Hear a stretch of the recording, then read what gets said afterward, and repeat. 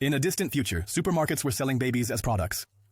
Women no longer needed to give birth themselves. They just had to go to the store and choose the baby they wanted. Rachel carefully placed a baby in her shopping cart, but just as she was about to go to the checkout and pay, she suddenly remembered that her husband Kaken was black.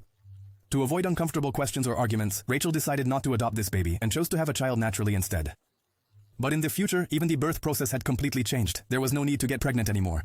Doctors took the parents' DNA and grew babies in a special pod. Thanks to advanced technology, during this process they could watch their baby's development from beginning to end. Finally, one day a small sperm cell managed to fertilize the egg. At that moment, Rachel and Jack hugged each other tightly. This meant a new life had begun. While waiting hopefully for the next stage, the doctor brought in a large device. It looked just like an oven. The couple watched the device with some fear and confusion, but eventually accepted it.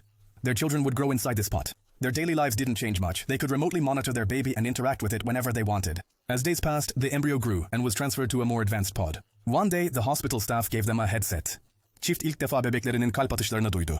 They were overwhelmed with happiness. When they saw the baby, it was still very small.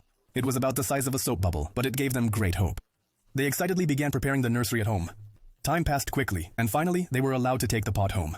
At first, they carefully placed the pod in their bedroom, but that night while trying to sleep, they felt it wasn't suitable there. Jack decided to move the jackpot to the living room. While carrying it, he almost dropped the pot but regained his balance at the last moment. That night, as they tried to sleep again, they suddenly heard a loud alarm from outside. When they rushed out in panic, they realized they had forgotten to fill the pot's nutrient solution. They said. At first, Senk was very scared, but in the following days, he relaxed as he saw their baby growing healthily inside the pod.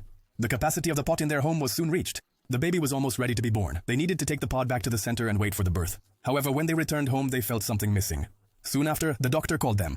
The doctor said the birth would be initiated immediately. The couple paused. Is it this early?